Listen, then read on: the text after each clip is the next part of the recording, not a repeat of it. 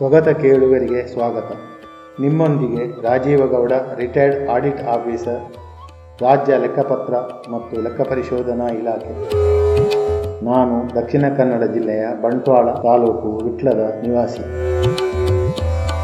ಸಮಾಜದಲ್ಲಿ ಕೆಲವು ಘಟನೆಗಳನ್ನು ನಾನು ಕಂಡ ಹಾಗೆ ಮತ್ತು ಅನುಭವದಿಂದ ಕಂಡುಕೊಂಡಂತಹ ಈ ನನ್ನ ಭಾವನೆಗಳನ್ನು ಮತ್ತು ಅನಿಸಿಕೆಗಳನ್ನು ನಿಮ್ಮೊಂದಿಗೆ ಹಂಚಿಕೊಳ್ಳಲು ಇಷ್ಟಪಡುತ್ತೇನೆ. ನಾನು ಮಂಡಿಸುವ ವಿಷಯವನ್ನು ಪರಿಶೀಲಿಸಿ ತಪ್ಪು ಒಪ್ಪುಗಳನ್ನು ತಮ್ಮ ಪ್ರತಿಕ್ರಿಯೆಯಲ್ಲಿ ತಿಳಿಸಬೇಕೆಂದು ಕೇಳುಗರಲ್ಲಿ ಮನವಿ.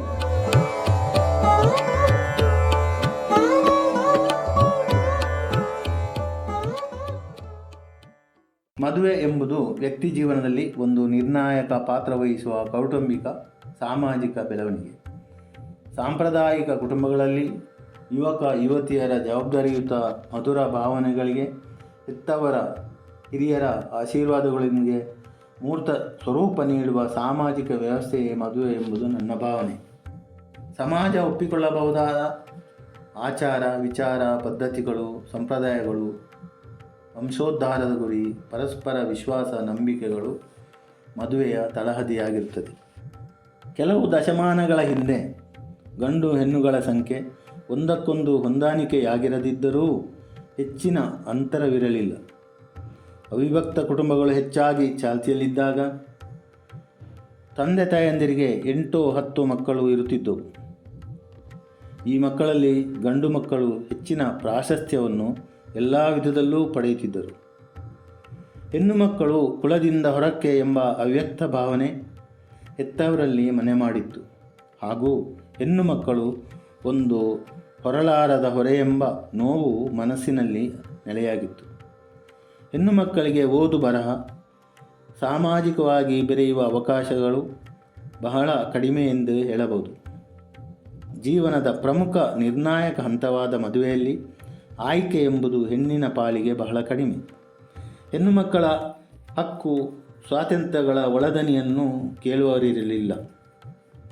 ಆರ್ಥಿಕವಾಗಿ ದುರ್ಬಲರಾಗಿರುವ ಕುಟುಂಬಗಳಲ್ಲಿ ಹೆಣ್ಣು ಮಕ್ಕಳನ್ನು ಸರಿಯಾದ ರೀತಿಯಲ್ಲಿ ಮದುವೆ ಮಾಡಿಕೊಡುವುದೇ ಒಂದು ಮಹತ್ತರ ಸಾಧನೆಯಾಗಿತ್ತು.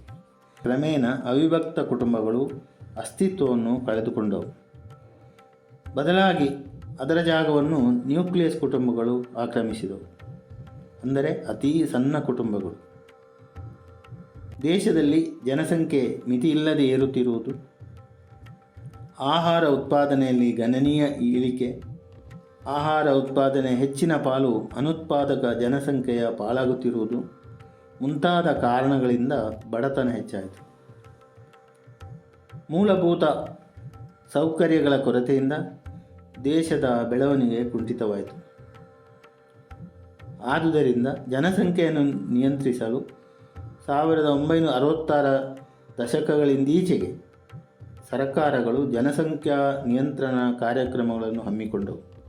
ಪರಿಣಾಮವಾಗಿ ಮೊದಲು ಕುಟುಂಬದಲ್ಲಿ 3 ಮಕ್ಕಳನ್ನು ಮಾತ್ರ ಹೊಂದುವ ಯೋಜನೆ ತರಲಾಯಿತು. ಇದು ನಿರೀಕ್ಷಿತ ಪರಿಣಾಮ ತರಲಿಲ್ಲ.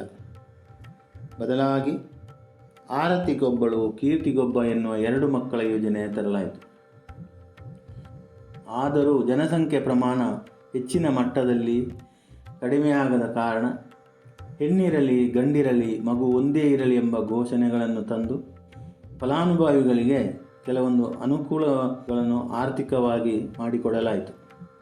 ಹೀಗಿರುವಾಗ ಜನರು ಹೆಣ್ಣು ಮಕ್ಕಳ ಹುಟ್ಟುವಿಕೆಯಿಂದ ಆಗುವ ನಷ್ಟ, ಗಂಡು ಮಗುವಿನ ಹುಟ್ಟುವಿಕೆಯಿಂದ ಆಗುವ ಲಾಭಗಳ ತುಲನೆಯನ್ನು ಮಾಡಿ ಗಂಡು ಮಕ್ಕಳಿಂದ ಹೆಚ್ಚಿನ ಲಾಭ ಮತ್ತು ಕುಟುಂಬದಲ್ಲಿ ಗಂಡು ಮಗುವಿನ ಅಗತ್ಯದ ಬಗ್ಗೆ ಹೆಚ್ಚಿನ ಭಾವಾತಿರೇಕ ಹೊಂದಿರುವ ಕಾರಣ ಹೆಚ್ಚಿನ ತಂದೆ ತಾಯಂದಿರು ಯಾಂತ್ರಿಕವಾಗಿ ಗಂಡು ಮಕ್ಕಳನ್ನೇ ಬಯಸಿದರು.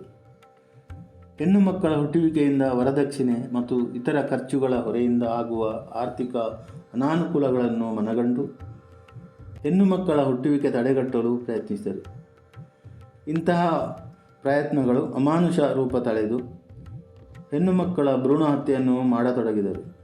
ಇದರಿಂದಾಗಿ ಹೆಣ್ಣು ಮಕ್ಕಳ ಸಂಖ್ಯೆ ಗಣನೀಯವಾಗಿ ಕಡಿಮೆಯಾಯಿತು. ಸರ್ಕಾರದ ಇತ್ತೀಚಿನ ಒಂದು ವರದಿಯಂತೆ ನಗರ ಪ್ರದೇಶಗಳಲ್ಲಿ ಪ್ರತಿ 1000 ಗಂಡು ಮಕ್ಕಳಿಗೆ 985 ಹೆಣ್ಣು ಮಕ್ಕಳಿವೆ ಎಂದು ಅಂದಾಜಿಸಲಾಗಿದೆ.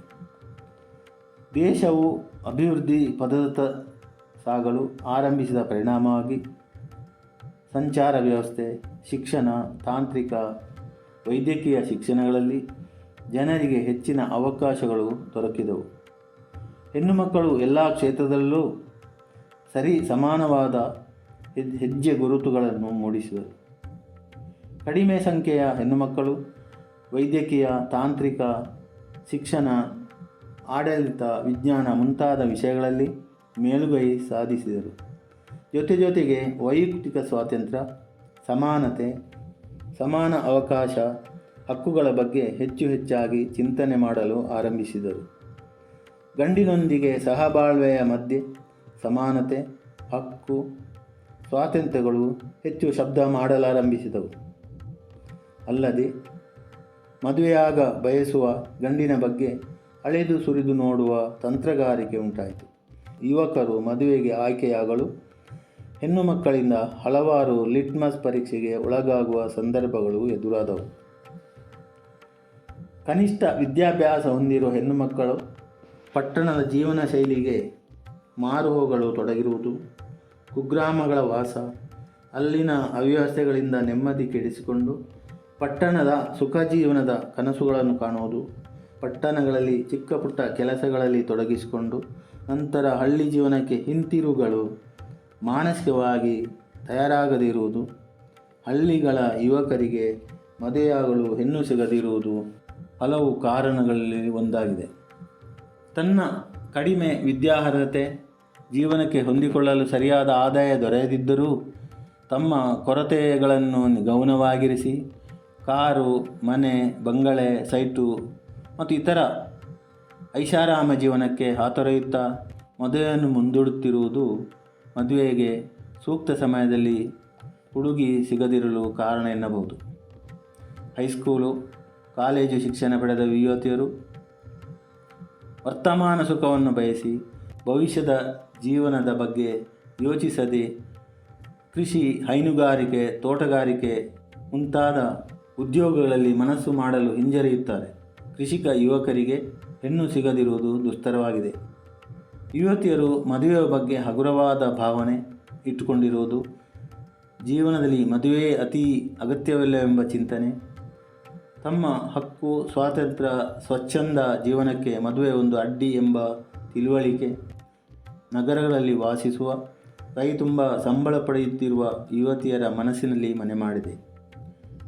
ಜೀವನದಲ್ಲಿ ಎಲ್ಲವನ್ನೂ ಅನುಭವಿಸಬೇಕು ಮತ್ತು ಮದುವೆ ಬೇಡ ಎಂಬ ಅತಾರ್ಕಿಕ ಮನೋಭಾವನೆ ಕೂಡ ಮದುವೆ ಕಾರ್ಯಕ್ರಮಗಳಿಗೆ ಹಿನ್ನಡೆಯಾಗಿದೆ.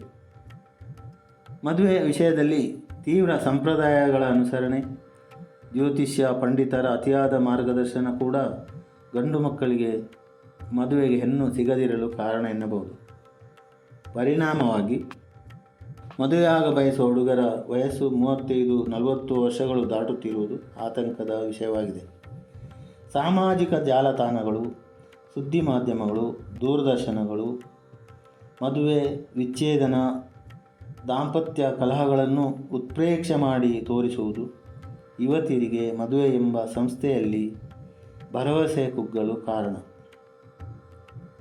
ಇಂತಹ ಮಾಧ್ಯಮಗಳ ಪ್ರಭಾವಕ್ಕೆ ಒಳಗಾದ ಯುವತಿಯರು ವಾಸ್ತವಿಕ ನೆಲೆಗಟ್ಟನ್ನು ಅರಿಯದೆ ಕೈ ತುಂಬ ಸಂಬಳ ಪಡೆಯುತ್ತಿದ್ದರೂ ಮದುವೆಯಾಗುವ ವಯಸ್ಸು 30-35 ವರ್ಷಗಳಾದರೂ ಮದುವೆ ಬಗ್ಗೆ ಯೋಚಿಸುತ್ತಿಲ್ಲ.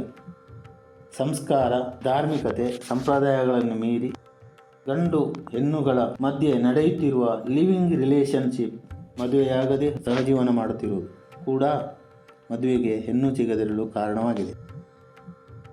ಮದುವೆ ಯೋಗ್ಯ ಯುವಕರಿಗೆ ಮದುವೆಗೆ ಹೆಣ್ಣು ಸಿಗದಿರುವುದು ಉತ್ಪ್ರೇಕ್ಷಿಸುವಂತಹ ಚಿಕ್ಕ ಸಮಸ್ಯೆಯಲ್ಲ. ಇದು ಸಮಾಜದ ಆರೋಗ್ಯವನ್ನು ಕೆಡಿಸಬಹುದು. ಸಮಾಜದಲ್ಲಿ ಲೈಂಗಿಕ ಅಪರಾಧಗಳು ಹೆಚ್ಚಾಗಬಹುದು. ನೈತಿಕತೆ ಎಂಬುದನ್ನು ಹುಡುಕುವುದು ಕಷ್ಟವಾಗಬಹುದು. ಈ ಸಾಮಾಜಿಕ ಸಮಸ್ಯೆ ಸುಲಭದಲ್ಲಿ ಪರಿಹಾರವಾಗದಿದ್ದರೂ ಕೆಲವು ಸಾಮಾಜಿಕ ನಡೆಗಳಿಂದ, ವಿಚಾರಗಳಿಂದ, ವಿಶಾಲ ಮನೋಭಾವನೆಗಳಿಂದ ಸ್ವಲ್ಪ ಮಟ್ಟಿಗೆ ಪರಿಹಾರ ಕಂಡುಕೊಳ್ಳಬಹುದಾಗಿದೆ. ಸಮಾಜದಲ್ಲಿ ತಮ್ಮ ಅಂತಸ್ತು, ಅರ್ಹತೆ, ಐಶ್ವರ್ಯ, ಘನತೆಗಳನ್ನು ಸ್ವಲ್ಪ ಬದಿಗೆ ಸರಿಸಿ ಯುವಕರು ಆತ್ಮಾವಲೋಕನ ಮಾಡಿಕೊಳ್ಳಬೇಕು. ವಯಸ್ಸು ನಿಂತ ನೀರಲ್ಲ, ಹೆಚ್ಚುತ್ತಾ ಹೋಗುತ್ತದೆ ಎಂಬುದು ತಿಳಿಯದ ವಿಷಯವಲ್ಲ. ಆದುದರಿಂದ ಸಂಪತ್ತು, ಆಸ್ತಿ, ಬಂಗಲೆ ಇಲ್ಲದೆ ಸಾದಾ ಸರಳ ಜೀವನ ನಡೆಸುತ್ತಿರುವ ಯುವತಿಯರನ್ನು ಮದುವೆಗೆ ಆಯ್ಕೆ ಮಾಡಿಕೊಳ್ಳಬಹುದಾಗಿದೆ. ಸಮಾಜದಲ್ಲಿ ತಮ್ಮದಲ್ಲದ ತಪ್ಪಿನಿಂದ ವೈವಾಹಿಕ ಜೀವನ ಕಳೆದುಕೊಂಡವರು, ವಿಧವೆಯರು, ವೈವಾಹಿಕ ಜೀವನ ಮುಂದುವರಿಸ ಬಯಸುವವರು, ಕಾರಣಾಂತರಗಳಿಂದ ಮದುವೆ ಮುರಿದುಕೊಂಡು ಸ್ವಚ್ಛ ಬದುಕು ನಡೆಸುವವರು, ಮುಂದಕ್ಕೂ ಸ್ವಚ್ಛ ಬದುಕು ನಡೆಸಲು ಬಯಸುವವರನ್ನು ಗುರುತಿಸಿ ಮದುವೆ ಮಾಡಿಕೊಳ್ಳಬಹುದಾಗಿದೆ.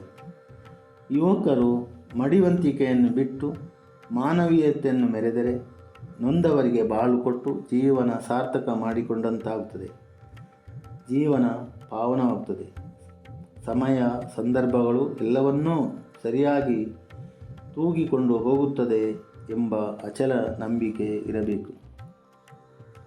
ವರದಕ್ಷಿಣೆ ಪಡೆದು ಮದುವೆಯಾಗುವ ಕಾಲ ವೇಗವಾಗಿ ಜಾರಿ ಹೋಗುತ್ತಿದೆ. ಮುಂದೆ ವಧುದಕ್ಷಿಣೆ ಕೊಟ್ಟು ಮದುವೆಯಾಗುವ, ವಧುದಕ್ಷಿಣೆ ಕೊಡಲು ಪೈಪೋಟಿ ನಡೆಸುವ ಕಾಲ ದೂರವಿಲ್ಲ. ಸಮಾಜದಲ್ಲಿ ಹೆಣ್ಣು ಗಂಡುಗಳ ಸಂಖ್ಯೆಯಲ್ಲಿ ಸಮತೋಲನ ಇರಬೇಕಾದರೆ ಹೆಣ್ಣು ಗಂಡು ಮಕ್ಕಳನ್ನು ಸಮಾನವಾಗಿ ಕಾಣಬೇಕು. ಹೆಣ್ಣು ಭ್ರೂಣ ಹತ್ಯೆಯನ್ನು ತಡೆಯಲು ಜನರಲ್ಲಿ ಮಾನಸಿಕ ಬದಲಾವಣೆ ತರಬೇಕು. ಈ ಬಗ್ಗೆ ಸಾಮಾಜಿಕ ಶಿಕ್ಷಣ ನೀಡಲು ಸರ್ಕಾರ, ಸಂಘ ಸಂಸ್ಥೆಗಳು, ಸಾಮಾಜಿಕ ಜಾಲತಾಣಗಳು, ಮಾಧ್ಯಮಗಳು ನಿರಂತರ ಪ್ರಯತ್ನಿಸಬೇಕು. ಭ್ರೂಣ ಹತ್ಯೆ ತಡೆಯಲು ಕಠಿಣ ಕಾನೂನು ತರಬೇಕು.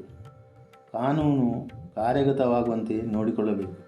ಆಗ ಮಾತ್ರ ಗಂಡು ಹೆಣ್ಣು ಸಂಖ್ಯೆಗಳಲ್ಲಿ ಸಮಾನತೆ ಕಾಣಬಹುದು. ಆಗ ಮಾತ್ರ ಎಲ್ಲ ಯುವಕ ಯುವತಿಯರಿಗೆ ವೈವಾಹಿಕ ಜೀವನದಲ್ಲಿ ತೊಡಗಿಸಿಕೊಳ್ಳಲು ಅವಕಾಶವಾಗಬಹುದು.